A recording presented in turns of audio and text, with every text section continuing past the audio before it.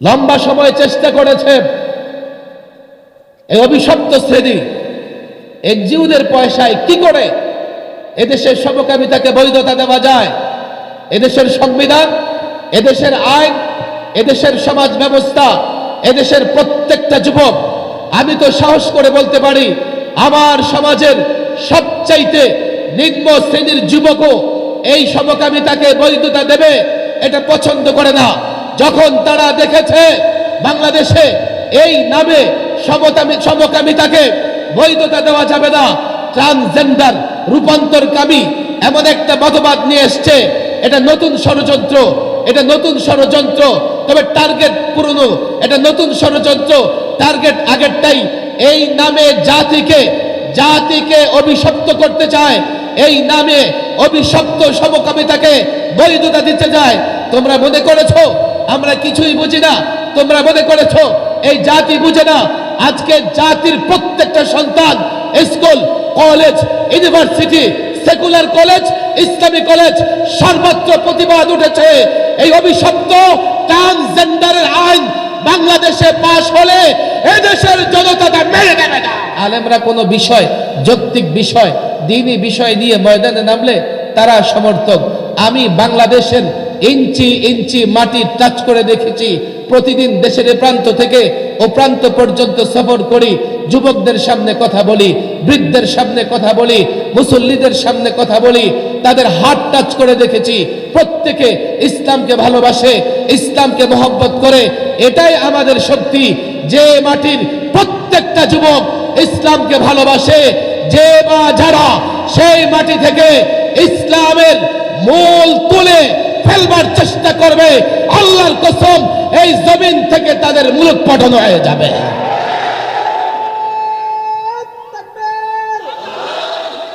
শিক্ষা সিলেবাস নিয়ে শুধু আমরা কথা বলতেছি এমন না। বাংলাদেশের এখন সব বুদ্ধিজীবীরা শিক্ষা সিলেবাস কারিকুলাম নিয়ে প্রশ্ন করতেছে। শিক্ষাই জাতির মেরুদণ্ড, আর এই শিক্ষা ব্যবস্থাকে পঙ্গু করে এই জাতিকে মেরুদণ্ডহীন করার ষড়যন্ত্র চলতেছে। Sheikh Zakaria Islamic research centre Dhaka কর্তৃক আয়োজিত খতমে বুখারী ও দোয়া মাহফিলের প্রধান মেহমান এতক্ষণ যিনি আপনাদের সামনে আলোচনা করলেন, মহিউস সুন্নাহ আল্লামা মাহমুদুল হাসান। বিশেষ মেহমান আমন্ত্রিত ওলামায়ে কেরাম, মঞ্চে উপবিষ্ট ওলামায়ে কেরাম, ছাত্র জনতা এবং দিনপ্রিয় ইসলামপ্রিয় তাওহীদি জনতা।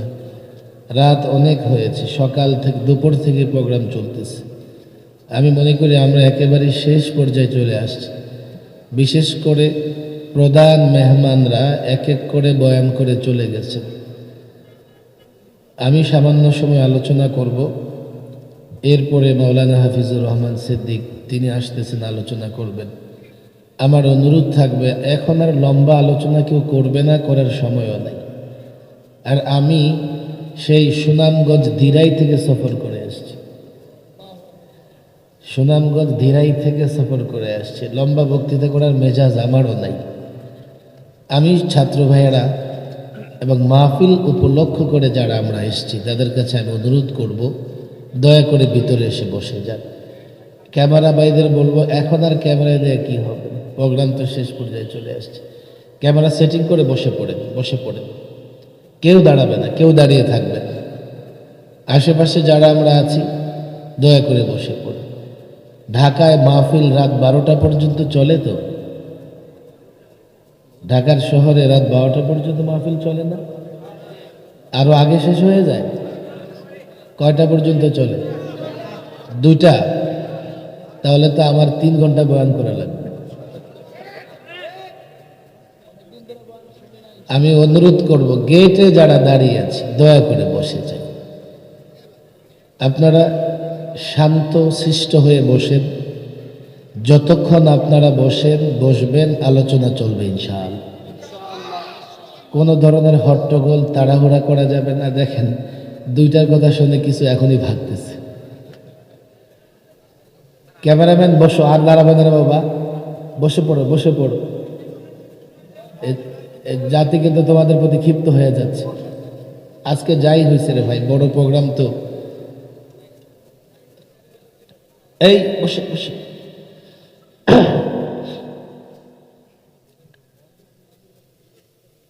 হযরত মাওলানা মুফতি মিজানুর রহমান সাহিদ সাহেব অত্যন্ত ফাআল কর্মঠ একজন ব্যক্তিত্ব, আমাদের মুরব্বী, বাংলাদেশের দ্বীনি আন্দোলন, ইসলামী আন্দোলনের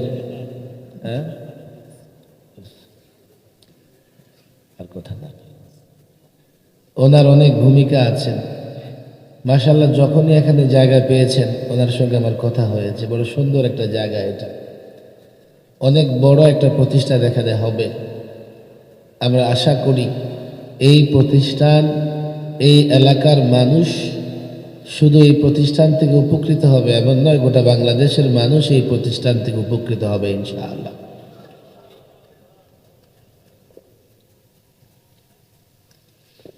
তবে সার্বিকভাবে এই এলাকার লোকেরাই সবচাইতে বেশি উপকৃত হবেন। মাদারসা কওমিয়া, কওমি মাদ্রাসা হচ্ছে ইসলামের দুর্গ, ইসলামের ঘাঁটি। এখানে যারা পড়াশোনা করে, এখানে যারা শিক্ষকতা করে, তারা মৌলিকভাবে ইসলামের হেফাজত করে, জাতির ঈমান এবং আমলের হেফাজত করে। এই জন্যেই এই মাদ্রাসাগুলোকে ইসলামের ঘাঁটি বা দুর্গ বলা হয়। এই ঘাঁটিতে, দুর্গতে যারা অবস্থান করেন তারাই ইসলামের মুহাফেজ হন, তারাই মানুষের ঈমান আমল হেফাজত করবার জন্যে যে কোনো ত্যাগ এবং যে কোনো কুরবানি স্বীকার করতে প্রস্তুত থাকেন। সেই অর্থে এই মাদ্রাসা এলাকার মানুষের সার্বিক উপকারে আসবে। আমার আগে মহিউস সুন্নাহ আল্লামা মাহমুদুল হাসান সাহেব অত্যন্ত গুরুত্বপূর্ণ আলোচনা করে গেছেন। যারা আমরা ছাত্র ভাইয়েরা আছি, আমরা তো এই প্রতিষ্ঠানে পড়াশোনা করব বা আমরা এখানে পাঠদান করাবো, তবে এই এলাকার সর্বস্তরের মানুষের এই প্রতিষ্ঠান ঘরে তুলবার জন্য সহযোগিতা প্রয়োজন। আজকে বাংলাদেশে যে 3 ধারার শিক্ষা ব্যবস্থা আছে, একটা জেনারেল শিক্ষা। জেনারেল শিক্ষার কি অবস্থা, এই শিক্ষা সিলেবাস আমাদের সামনে 2 মিনিটের জন্য রাখলেই আমরা বুঝতে পারি। মাদ্রাসা শিক্ষার 2টা ধারা চালু আছে, একটা আলিয়া মাদ্রাসা, একটা কওমি মাদ্রাসা। আমরা যখন রাজশাহীতে যাই, মাদ্রাসা ময়দানে বক্তৃতা করি, তো প্রথম আমার মনে প্রশ্ন আসতো, মাদ্রাসা কোথায়? তো লোকেরা বলে, হুজুর ময়দান আছে, মাদ্রাসা নাই।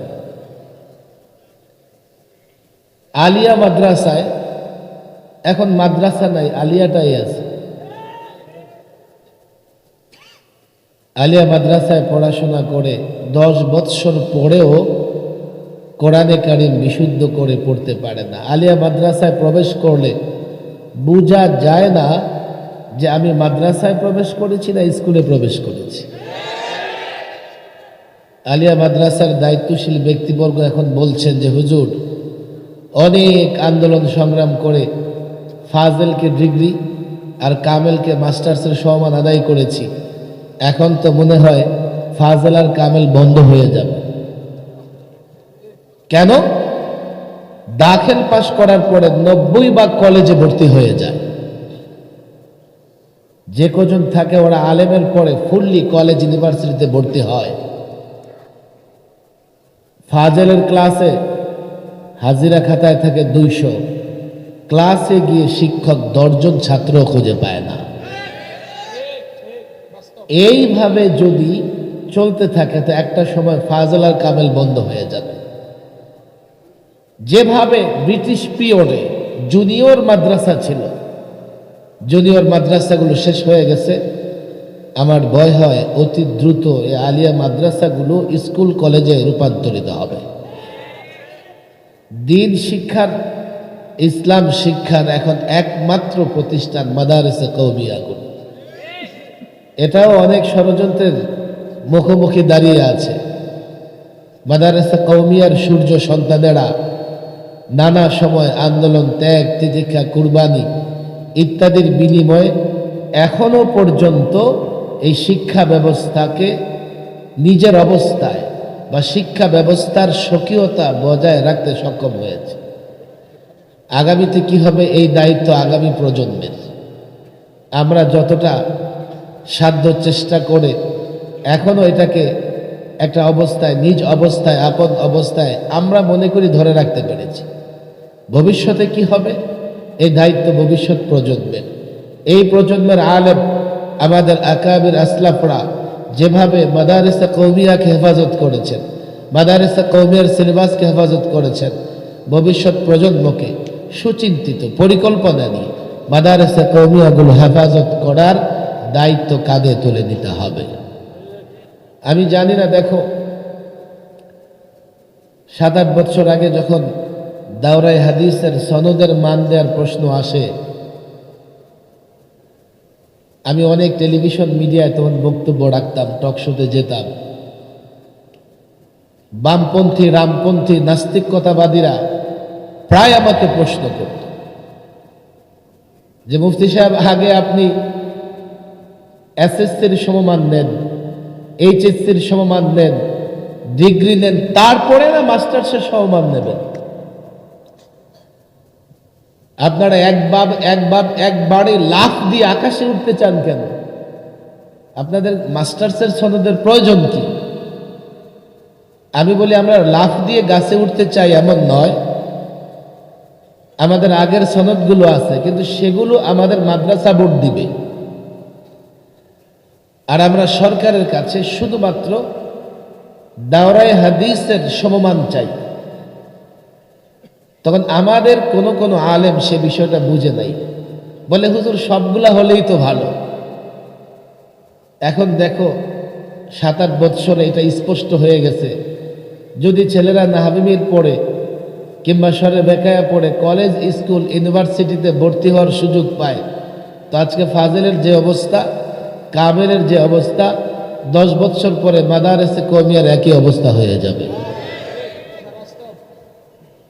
আমরা আমাদের ছেলেদেরকে আলেম বানাতে পারবো না, আমরা আমাদের ছেলেদেরকে মাদ্রাসায় ধরে রাখতে পারবো না। আজকালের ছেলেরা যা চিন্তা করে, সবটা চিন্তায় যে আমাদের মতো করে এমন নয়, ছেলেদের অনেক নিজস্ব চিন্তার জায়গাও আছে। আমরা চেষ্টা করেছি, আমাদের উপরে নানা মহল ক্ষুব্ধ, রাগান্বিত, শুধু একটা কারণে নয়, যে কোনো একটা কারণ তোমরা দেখাতে পারবে না। কারো মাথায় আঘাত করি নাই, কারো গাড়িও ভাঙচুর করি নাই, কারো জায়গাও দখল করি নাই। যদি অপরাধ করে থাকি, মাদারিসে কওমিয়াকে মাদারিসে নিজ অবস্থায় রাখা, স্বাতন্ত্রিকতা, স্বকীয়তা বজায় রাখার কথা বলেছি। যদি অপরাধ করে থাকি, মুসলিম বিদ্বেষী, ইসলাম বিদ্বেষী যারা, তাদের বিরুদ্ধে কথা বলেছি। অপরাধ যদি করে থাকি, নাস্তিকদের বিরুদ্ধে কথা বলেছি, কাদিয়ানীদের বিরুদ্ধে কথা বলেছি, ভণ্ডদের বিরুদ্ধে কথা বলেছি, ইসলামের দুশ্মনদের বিরুদ্ধে কথা বলেছি, যারা দেশের দুশ্মন তাদের বিরুদ্ধেও কথা বলেছি। সব মিলেই আমরা অপরাধী। কিন্তু সাধারণ জনগণকে এটা স্পষ্ট মেসেজ দিতে হবে। আমাদের কাজ হচ্ছে আপনাদেরকে বলে দেওয়া, আমরা আপনাদেরকে বাধ্য করতে পারবো না, আমরা আপনাদেরকে কোনো কাজে একেবারেই মজবুর করতে পারবো না। আমাদের কাজ হচ্ছে আপনাদেরকে বলে দেওয়া। নিজ সন্তানকে স্কুলে পড়াবেন, কলেজে পড়াবেন, আগে দেখেন সন্তানটা পড়তেছে কি। এখন এই প্রচলিত শিক্ষা সিলেবাসের, শিক্ষা কারিকুলামের একটা ত্রুটি বের হয়ে আসতেছে। এবার কিন্তু মাদ্রাসার ছেলে আলেম ওলামারা আগে শুরু করে নেই, আগে শুরু করেছে আমার মা বোনেরা। তাদের পক্ষ থেকে প্রথম দাবি উঠেছে, আরে স্কুলে গিয়ে ডিম ভাজা শিখবে, আলু ভর্তা বানানো শিখবে, এজন্য আমি সন্তানকে স্কুলে পাঠাই। বিছানা কেমনে গুছাবে এটা শিখবে। এই জন্য আমি সন্তানকে স্কুলে নিয়ে যাই, এগুলো তো ঘরে শিখবে। একটা প্রসঙ্গ এসছে, দেখো আলেম ওলামা মাদ্রাসার ছাত্র আল্লাহ আল্লাহর দিন হেফাজত করবেন, এই হেফাজতে আল্লাহ তোমাদের মুখাপেক্ষী নন। আল্লাহ যে কাউকে দ্বারা হেফাজত করতে পারেন। দিনের হেফাজতের কাজ তোমরা যদি মনে করো তোমরা করবে না, BRAC university, secular university, independence university, সেখানকার শিক্ষক প্রফেসররা দাঁড়িয়ে গেছে, তারা চাকরিচ্যুত হয়েছে, কিন্তু ওই প্রতিষ্ঠানের সেকুলারিজমের কাছে মাথা নত করে নাই। এটা মনে করো না আমাদের কাছে দিন জিম্মি। আমরা যদি দিন রক্ষার কাজ করি, দিনের সঙ্গে আমরাও বেঁচে থাকব, আমরাও টিকে থাকব। আর আমরা যদি দিন রক্ষায় কাজ না করি, সাধারণ মানুষের আস্থাও নষ্ট হবে আমাদের উপর থেকে, সাধারণ মানুষ থেকে একদল তৈরি হয়ে যাবে। কেন জানো? আমি যখন এই কথা বলি আমার গোড়ায় শক্তি আছে। শক্তি হচ্ছে এদেশের মানুষের নেচার, এদেশের মানুষের কালচার, এদেশের মানুষের মনোভাব। তুমি মনে করতে পারো একটা যুবক প্যান্ট শার্ট পরে সে মনে হয় ইসলামকে ভালোবাসে না। তুমি মনে করতে পারো একটা যুবক প্যান্ট শার্ট পরে সে মনে হয় রাসূলুল্লাহকে ভালোবাসে না। একটা যুবক তুমি যখন ময়দানে নামো তোমার সঙ্গে ময়দানে নামে না, মনে করতে পারো না সে তোমার সমর্থনে নেই, সে তোমার সমর্থক নয়।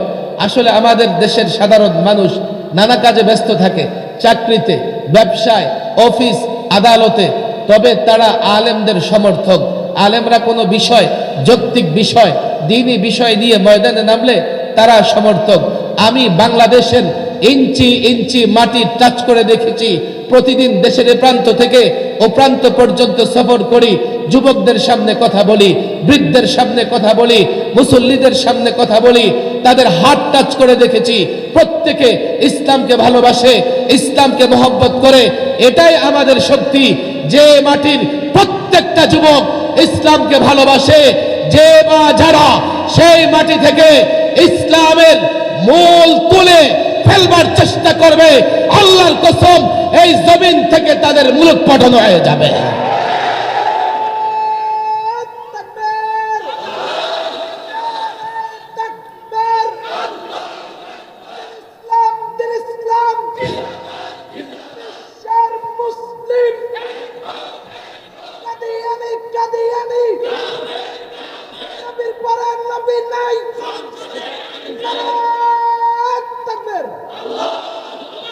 শিক্ষা সিলেবাস নিয়ে শুধু আমরা কথা বলতেছি এমন না। বাংলাদেশের এখন সব বুদ্ধিজীবীরা শিক্ষা সিলেবাস কারিকুলাম নিয়ে প্রশ্ন করতেছে। শিক্ষাই জাতির মেরুদণ্ড, আর এই শিক্ষা ব্যবস্থাকে পঙ্গু করে এই জাতিকে মেরুদণ্ডহীন করার ষড়যন্ত্র চলতেছে। এই জাতির যুবকদের বুঝতে হবে, আমরা যখন শিক্ষা সিলেবাস নিয়ে কথা বলি আমাদেরকে আপনারা দুর্বল বলে করবেন না। এদেশের মুসলমান, প্রত্যেকটা মুসলমান এটা চায় তার ছেলের জন্য ঈমান হেফাজত হয়, তার ছেলে যেন কোরআন পড়তে পারে। অথচ আফসোস 52 বছরের বাংলাদেশে কতবার আমরা বলি স্কুলে নাম মাত্র একটা ইসলামী শিক্ষা আছে, নৈতিক শিক্ষা আছে, কিন্তু এটা পড়াবার মতো ইসলামী শিক্ষক নাই। দাড়িওয়ালা একজন শিক্ষকের হাতে দিয়ে দেয়, বেচারা যেহেতু মুসলিম কান্ট্রি বাংলাদেশ, অনেকেরই দাঁড়িয়ে আছে, এর মানে এই নয় যে সে ইসলামী শিক্ষা পাঠদান করাতে পারে। পত্রিকায় তো এমনও এসছে যে ইসলামিয়াত পড়ায় হিন্দু শিক্ষক। তোমরা আমাদের কত দাবি তো প্রত্যাখ্যান করো, বুঝে করো আর না বুঝে করো। জনতার দাবি যদি তোমরা মানতে বাধ্য হও, আমি মনে করব 90% মুসলমানের একটাই দাবি, স্কুলে, কলেজে, ইউনিভার্সিটিতে কোরআন পড়া বাধ্যতামূলক করতে হবে। যাও দেখি কে এর সঙ্গে দ্বিমত পোষণ করে। আমাকে বলবে হুজুর দরকার কি, মাদ্রাসায় গিয়ে পড়বে। আরে কোরআন পড়তে হলে মাদ্রাসায় আসতে হবে কেন? মাদ্রাসায় তো সে আসবে যে আলেম হবার চেষ্টা করবে, হাফেজ হবার চেষ্টা করবে। প্রাইমারি স্কুল, কলেজ, সর্বত্র যেহেতু ইসলামী শিক্ষার একটা সাবজেক্ট আছে, যদি নুরানি প্রশিক্ষণ প্রাপ্ত একজন শিক্ষককে দায়িত্ব দেওয়া যেত, প্রাইমারি স্কুলে 5 বছর সে 1 ঘন্টা ইসলামিয়াত থাকলে 5 বছরে সম্পূর্ণরূপে কোরআনও পড়তে পারত এবং বিশুদ্ধভাবে নামাজ, রোজা, হজ যত ফরায়েজ আছে প্রত্যেকটা ফরায়েজ সে আদায় করতে সক্ষম হবে।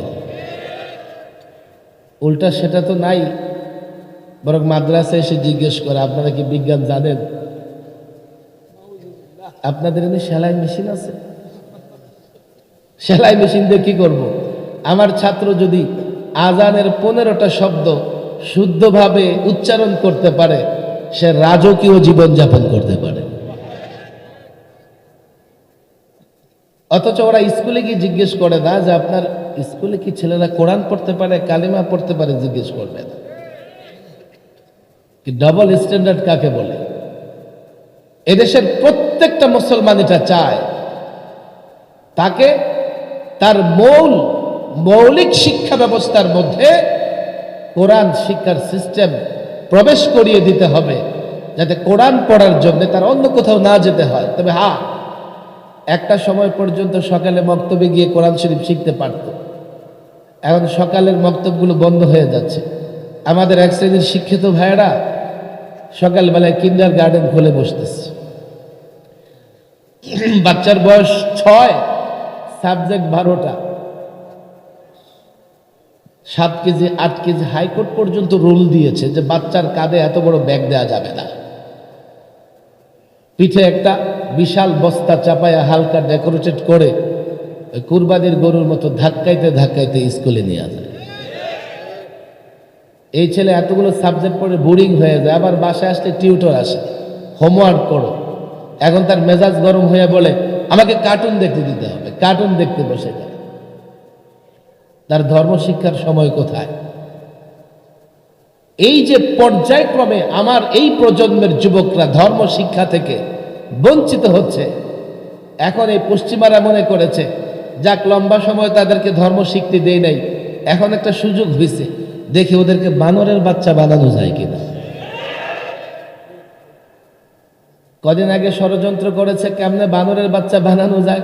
আরে ডারউইনের যে মতবাদ, এটাকে অনেক নাস্তিক ও ডাস্টবিনে ছুঁড়ে ফেলেছে। আর নাস্তিক ডারউইনের মতবাদ এখন মুসলমান রাষ্ট্রের সিলেবাসে চলে আসছে। আবার কয়দিন আগে দেখলাম যে কেমনে ব্যাঙের মতো লাফানো যায়, ব্যাঙের বাচ্চা বানানো যায়, আবার ডাকে হাঁসের মতো প্যাক প্যাক করে। সবচেয়ে অদ্ভুত বিষয় হচ্ছে এখন ওনারা মনে চাইলে নারী হতে পারে, মনে চাইলে পুরুষ হতে পারে। ওদের চেহারা জাতির সামনে উন্মুক্ত করা দরকার। ট্রান্সজেন্ডারকে যারা স্বীকৃতি দিবে, ট্রান্সজেন্ডারের পক্ষে যারা ওকালতি করবে, এগুলোর চেহারা জাতির সামনে স্পষ্ট হওয়া দরকার। ওরাই এই জাতির সবচাইতে নিকৃষ্ট, লজ্জা, চরিত্রহীন কীট পতঙ্গের চাইতে ওরা অদম। যারা এতদিন সমকামিতার পক্ষে আন্দোলন করেছে, তারা এখন ট্রান্সজেন্ডার বৈধ করার আন্দোলন করতেছে। ওরা মনে করে যে এই জাতি কিছুই বুঝে না। লম্বা সময় চেষ্টা করেছে এই অভিশপ্ত শ্রেণী এনজিওদের পয়সায় কি করে এদেশের সমকামিতাকে বৈধতা দেওয়া যায়। এদেশের সংবিধান, এদেশের আইন, এদেশের সমাজ ব্যবস্থা, এদেশের প্রত্যেকটা যুবক, আমি তো সাহস করে বলতে পারি আমার সমাজের সবচাইতে নিম্ন শ্রেণীর যুবকও এই সমকামিতাকে বৈধতা দেবে এটা পছন্দ করে না। যখন তারা দেখেছে বাংলাদেশে এই নামে সমকামিতাকে বৈধতা দেওয়া যাবে না, ট্রান্সজেন্ডার রূপান্তরকামী এমন একটা মতবাদ নিয়ে এসছে, এটা নতুন ষড়যন্ত্র, এটা নতুন ষড়যন্ত্র, তবে টার্গেট পুরনো। এটা নতুন ষড়যন্ত্র, টার্গেট আগেরটাই। এই নামে জাতিকে অভিশপ্ত করতে চায়, এই নামে অভিশপ্ত সমকামিতাকে বৈধতা দিতে যায়। তোমরা মনে করেছো আমরা কিছুই বুঝি না। তোমরা মনে করেছো এই জাতি বুঝে না। আজকে জাতির প্রত্যেকটা সন্তান school, college, university, secular college, ইসলামী কলেজ সর্বত্র প্রতিবাদ উঠেছে। এই অভিশপ্ত ট্রান্সজেন্ডারের আইন বাংলাদেশে পাশ হলে এদেশের জনতা তা মেনে নেবে না।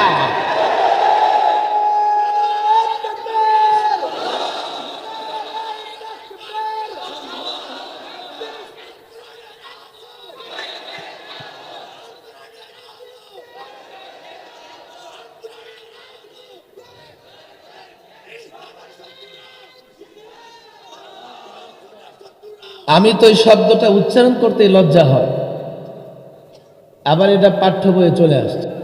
শরীফ থেকে শরীফা চাইলেই হয়ে যাওয়া যায়।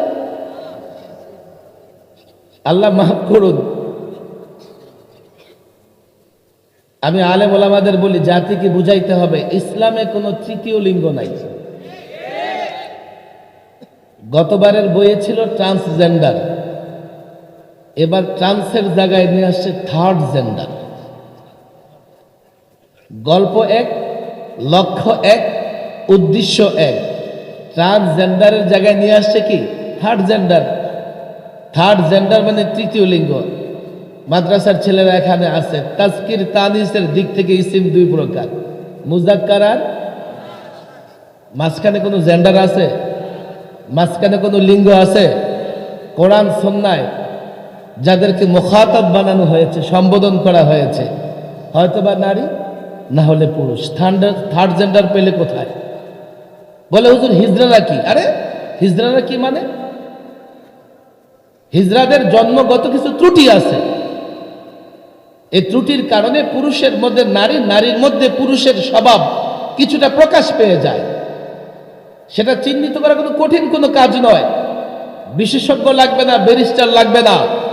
মাদারেসে কওমিয়াতে যারা জানলাইন জামাতে পড়ে, সিরাজি পড়েছে, তাদের কাছে দাও, হিজড়া সমস্যার সমাধান 2 ঘন্টায় করে দেবে। আর তোমরা তো এর জন্য গোটা দুনিয়া মশা মারতে কামান দাগা, মারবে মশা, এখন কামান খুঁজতেছে। থার্ড জেন্ডার বলে ইসলামে কোনো কিছু নাই। যদি কারো ভিতরে এমন সমস্যা থাকে যে এটা সাধারণত নির্ণয় করা যাচ্ছে না, হিজড়া নির্ণয় করা যাচ্ছে না, যেটা নারীর দিকে ফেলবো না পুরুষের দিকে ফেলবো, এটা আমাদের কিতাবের পরিভাষায় বলে খুনসা মুশকিলা। তো তোমরা যদি আমাদের ফর্মুলা না মানো সমস্যা নাই। তোমরা এখন চিকিৎসা বিজ্ঞানের আশ্রয় নাও, ডাক্তারদের আশ্রয় নাও। নারী এবং পুরুষ উভয়কে দুটি পৃথক বৈশিষ্ট্য দিয়ে আল্লাহ সৃষ্টি করেছে। পুরুষের আছে শুক্রাণু, নারীর আছে ডিম্বাণু। এই উভয়টা মিলে প্রজনন হয়, সন্তান আসে।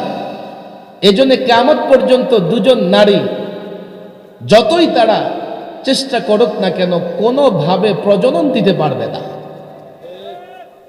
আল্লাহ একজনকে শুক্রাণু দিয়েছেন, এটা আরেকজনের ডিম্বাণুতে গিয়ে প্রজনন হয়, সন্তান জন্ম দেয়।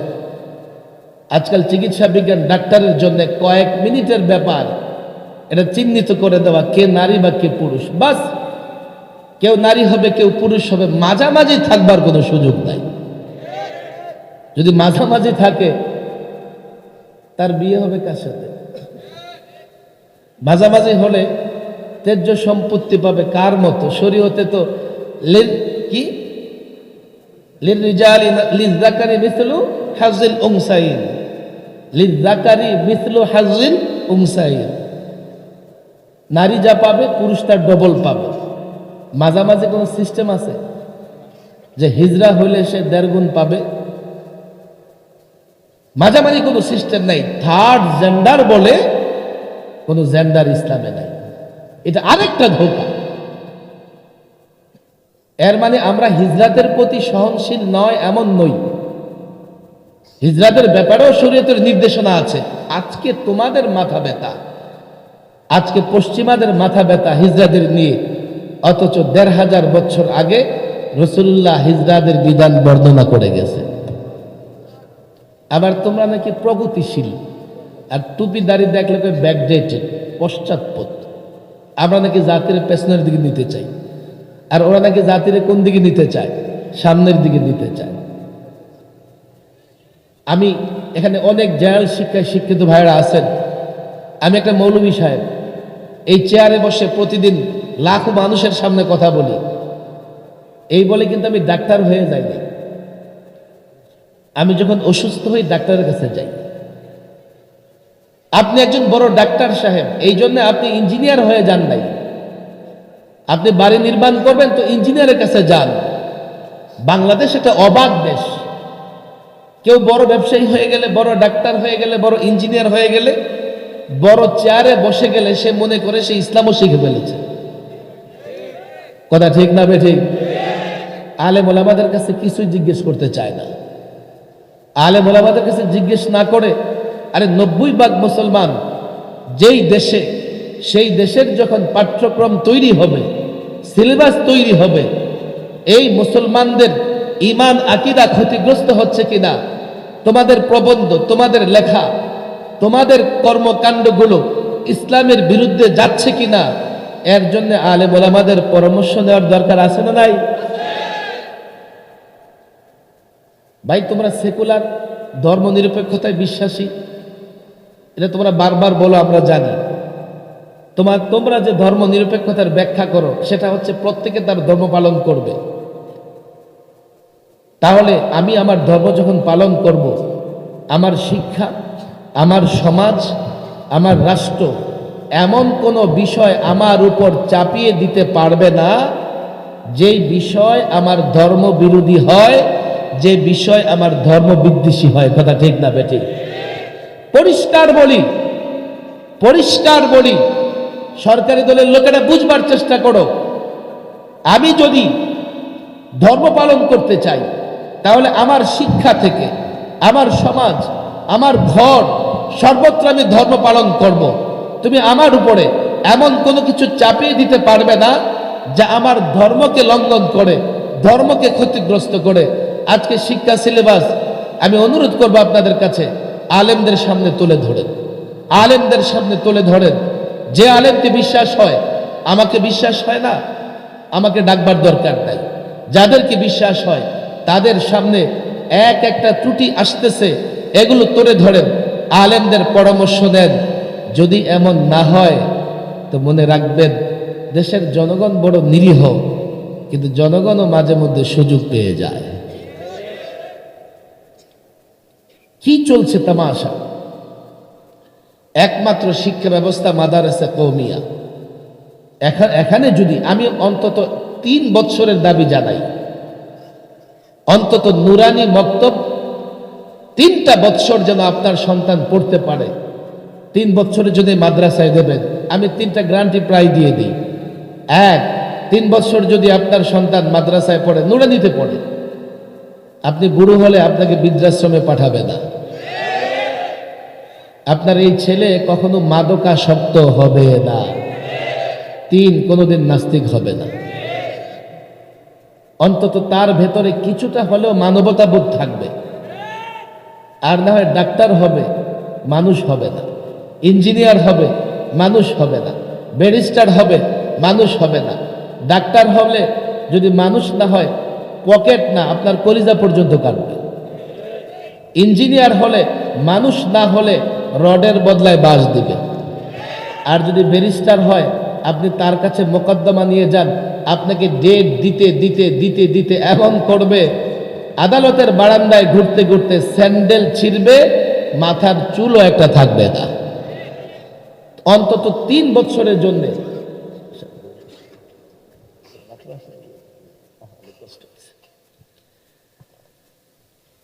এখন এই মাদারাসা কওমিয়ার শিক্ষা ব্যবস্থা, আমি ছাত্রদের বলবো, দেখো, এখন এই জাতি তোমাদের উপর একটা আস্থা রাখে, কিন্তু তোমরা জাতিকে এই বিষয়টা পরিপূর্ণভাবে বোঝানোর চেষ্টা করতে হবে। মাদারিসে কওমিয়ার সিলেবাস, কেননা মাদারিসে কওমিয়া সম্পর্কে অনেক ভুল মেসেজ জাতির কাছে প্রতিনিয়ত দেওয়া হচ্ছে। মাদারিসে কওমিয়ার সিলেবাস সম্পর্কে দেখো, কওমি মাদ্রাসাগুলো, এগুলো তার মানুষই থাকে, ফেরেশতা তো থাকে না। ছোট্ট একটা অপরাধ যদি কোনো কওমি মাদ্রাসায় সংগঠিত হয়, আমাদের জাতীয় মিডিয়াগুলো এমনভাবে উঠে পড়ে লেগে যায়, মনে হয় যে এখানে কোনো কিয়ামত হয়ে গেছে। সেম অপরাধ তাদের মধ্যে হলে তাদের কলম নড়ে না, বলবে হুজুর হবে কেন, কেন হবে না? যখন ঘূর্ণিঝড় হয় সব দুর্বল ঘর পড়ে এমন না, ঘূর্ণিঝড়ে কিছু ভালো ঘর নষ্ট হয় কি হয় না? সমাজের নৈতিকতার যখন অবক্ষয় হবে, ব্যাপকভাবে মানুষের নৈতিকতা বোধ যখন কমে যাবে, হাজী সাহেবের ছেলে, গাজী সাহেবের ছেলে, আলেমের ছেলেও শয়তানের ধোকায় পড়ে তার নৈতিক অবক্ষয় ঘটতে পারে। মাদ্রাসা কওমিয়ার ছাত্র শিক্ষকরা তো চীন জাপান থেকে আসে নাই, ওদেরকে রোবট হিসেবে বানানো হয় নাই, ওরাও মানুষ। কিন্তু তুমি পরিসংখ্যান চালিয়ে দেখো, অন্তত মাদারেসা কওমিয়া বা এই মাদারেসা কওমিয়ার সিলেবাসে পরিচালিত মহিলা মাদ্রাসাগুলো সাধারণ জরিপেও যদি তুমি দেখো, অন্তত এখানে 90 থেকে 95% অপরাধ থেকে দূরে কোনোভাবেই সচরাচর কোনো অপরাধের সঙ্গে তারা জড়ায় না। এটা এক ধরনের অপবাদ চলতেছে মাদারেসা কওমিয়ার বিরুদ্ধে। আর দ্বিতীয়, আমাদের সিলেবাস নিয়ে তারা এক ধরনের কুৎসা রটায়। আমি এটা এখন জাতির সামনে, আমার সময় নেই, হুজুর চলে আসছেন লম্বা সফর করে। মাদারেসা কওমিয়ার একটা হচ্ছে ছাত্র শিক্ষকের চরিত্র নিয়ে কথা বলে, আরেকটা হচ্ছে সিলেবাস নিয়ে, যে আমাদের এই সিলেবাস চলে না, যোগ উপযোগী না। আরেকটা বড় ষড়যন্ত্র যা শুরু করেছে ইহুদিরা, কিন্তু আমাদের সমাজেও এমন কিছু মানুষ হয়ে গেছে যারা ইহুদিদের পাতা ফাঁদে পা দিয়ে মাদারেসা কওমিয়া জঙ্গি আছে, সন্ত্রাস আছে, এগুলো বলে। আর এই ভয়ে নবম শ্রেণীর পাঠ্যপুস্তক থেকে জিহাদকে বাদ দিয়ে দিছে। আরে জিহাদ মানে যুদ্ধ। জিহাদ বৈধ না হলে পৃথিবীর প্রত্যেকটা রাষ্ট্র সেনাবাহিনী কেন লালন করে? যুদ্ধ বৈধ না হলে পৃথিবীর প্রত্যেকটা রাষ্ট্র অস্ত্র কেন তৈরি করে, অস্ত্র কেন কিনে? যুদ্ধ বৈধ জিনিস। হ্যাঁ, ইসলামের পরিভাষায় যুদ্ধকে জিহাদ বলে। তো হুজুর আপনারা জিহাদ না বলে যুদ্ধ বলেন? না না না, দুনিয়ার যুদ্ধ ইসলামের জিহাদ এক নয়। চোখে চোখে আমরা দেখতেছি, আমেরিকা যুদ্ধ করতেছে, রাশিয়া যুদ্ধ করতেছে, ইসরায়েল যুদ্ধ করতেছে, ভারত যুদ্ধ করতেছে। এর আগে 1000 বছর ইসলামও অনেক যুদ্ধ করেছে। ইসলামের যুদ্ধ ন্যায়ের জন্যে, ইনসাফের জন্যে, নারীর অধিকারের জন্যে, শিশুর অধিকারের জন্যে, মানব অধিকারের জন্যে। আর প্রচলিত যুদ্ধ সাম্রাজ্যবাদীদের যুদ্ধ, দখলের জন্যে, আধিপত্যের জন্যে, নারীকে ভোগ করবার জন্যে, ভূখণ্ড ভোগ করার জন্যে। আল্লাহর কসম, প্রচলিত যুদ্ধ আর ইসলামের জিহাদ কোনোদিন এক হতে পারে না। পশ্চিমারা বলে দেয় যে জিহাদ সন্ত্রাস, আর আমার এদেশে অনুর্বর মস্তিষ্কের অধিকারী ব্যক্তিত্ব কিছু জায়গায় জায়গায় বসে আছে, তারাও জিহাদকে সন্ত্রাস বলে। তাহলে পশ্চিমারা যুদ্ধের নামে যা করতেছে ওটাকে তোমরা কি বলবা? এগুলা হীনমন্যতায় ভোগবার কোনো সুযোগ নাই। তবে হ্যাঁ, আমরা মুতাদিল জাতি, আমরা এতেদাল পছন্দ জাতি। আমরা জিহাদকে জিহাদ বলি, তবে জিহাদের নামে সন্ত্রাস পছন্দ করি না। আবার জিহাদকে অস্বীকার করে কেউ মোরতাদ হয়ে যাবে, এটাও সমর্থন করা যায় না। জিহাদের জজবা থাকতে হবে, জিহাদকে স্বীকৃতি দিতে হবে, তবে জিহাদের নামে উগ্রবাদিতা করা যাবে না। এগুলো আমাদের ছেলেরা অনেকেই জানে না। আমি লম্বা সময় হাই সিকিউরিটিতে ছিলাম, 13-14 তো এবারও। সেখানে একটা বিল্ডিং আছে, শতাব্দী বিল্ডিং। বাংলাদেশে যারাই সন্ত্রাস বিরোধী আইনে গ্রেফতার হয় সবাইকে সেখানে রাখে। আর সেখানে বাংলাদেশের জঙ্গি সংগঠন, জিহাদি সংগঠন, যত সংগঠন নেতা প্রায় সবার সঙ্গে সাক্ষাৎ হয়েছে আমার। এগুলো ওপেন বলার বিষয় নয়। আমি দেখেছি সত্যিকার অর্থে কিছু মানুষ আছে হয়তো না বুঝে কিংবা নানা কারণে তারা বিকৃত হয়ে গেছে। তারা জিহাদের সঠিক ব্যাখ্যাও দিতে পারে না, জিহাদ কখন করতে হবে তাও জানে না, শুধু জিহাদ জিহাদ বলে আর এটাকে একটা উগ্রতার জায়গায় নিয়ে যাচ্ছে। আমি পরিষ্কার বলি, জিহাদকে অস্বীকার করার কোনো সুযোগ নাই। জিহাদ এটা প্রেরণার জায়গা। আর এজন্যই ইহুদিরা, তাদের এজেন্টরা এই জেহাদকে কলঙ্কিত করবার জন্য তাদের পয়সায় কিছু লোক তৈরি করে দিয়েছে। যদি এদেশে কখনো জেহাদ হয়, জেহাদের প্রয়োজন হয়, আমি বিশ্বাস করি হাটহাজারী মাদ্রাসার হুজুর এখানে আছেন, আলেম ওলামারা এখানে আছেন, ছাত্র জনতা আছেন, মাদারসা কওমিয়া দেশের জনগণকে সঙ্গে নিয়ে দেশ রক্ষায়, ইসলাম রক্ষায় সত্যিকার অর্থেই তারা জেহাদ করবে। কে বলেছে? আমাদের আকাবেররা 1857-তে জেহাদ করেছে, সিদ্ধান্ত নিয়ে ইংরেজদের বিরুদ্ধে লড়াই করেছে, থানা ভবনে, আম্বালায়, মারেকায় গিয়ে লড়াই করেছে। দেশ রক্ষার জন্যে, ইসলাম রক্ষার জন্যে, ঈমান রক্ষার জন্যে প্রয়োজনে জেহাদ করতেই হবে, প্রয়োজনে জেহাদ করতেই হবে। সেজন্যই জেহাদের চিন্তা, জেহাদের চেতনা, জেহাদের আগ্রহ মনে লালন করতে হবে। তবে এর মানে এই নয় যে জেহাদের নামে কোথাও উগ্রতা দেখানো যাবে। সতর্ক থাকতে হবে ছাত্র